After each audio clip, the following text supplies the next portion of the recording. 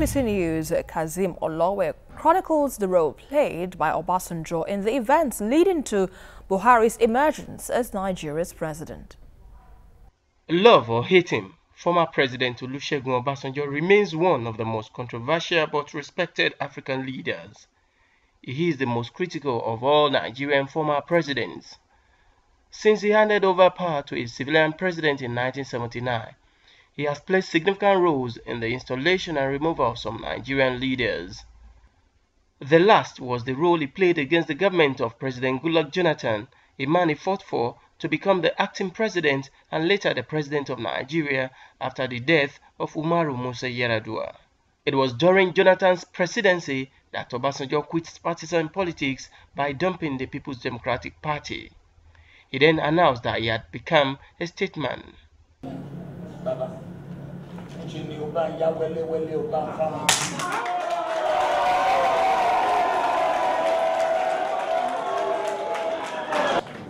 I am no more a politician, I'm a statesman, both internally and externally. Obasanjo came hard on Jonathan's government to the extent that he accused him of planning to get re-elected at all costs and remain in office against the people's wish. The president has a grand plan. A grand plan to ensure that by hook or by crook, he wins the election, or if it all fails, he scuttles it and creates chaos, confusion, and unpleasantness in the whole country.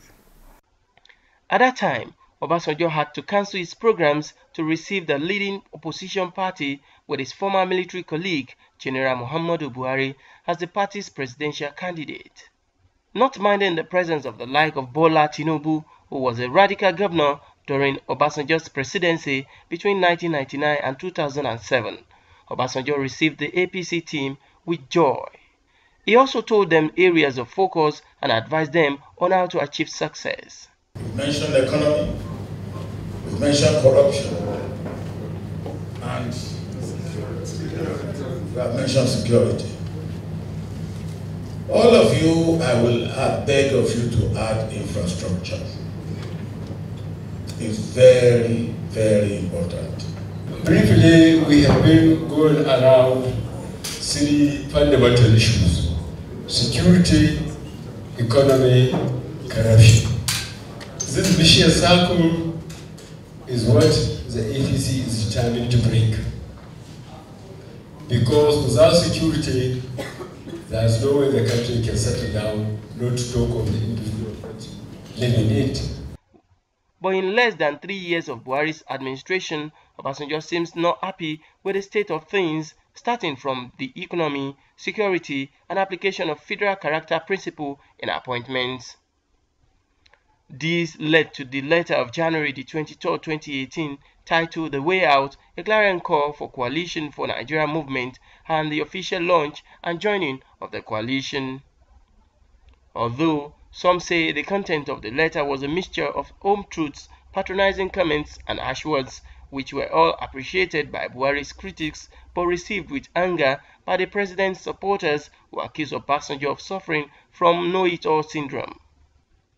Basically, in the letter, Obasanjo advised Buhari not to run in 2019, citing his weaknesses in the areas of economy, foreign policy, and his poor understanding of the dynamics of internal politics. He rejected both the APC and the PDP as likely to lead the country out of the woods.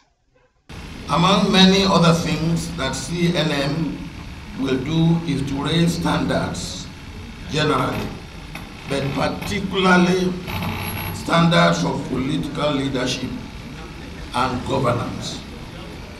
For instance, the federal character principle, as espoused in our constitution, was to guide the leadership to search for competent holders of major offices to be distributed within the entire nation and avoid the concentration in a few ethnic hands or geographical places, as we currently have in the leadership of our security apparatus.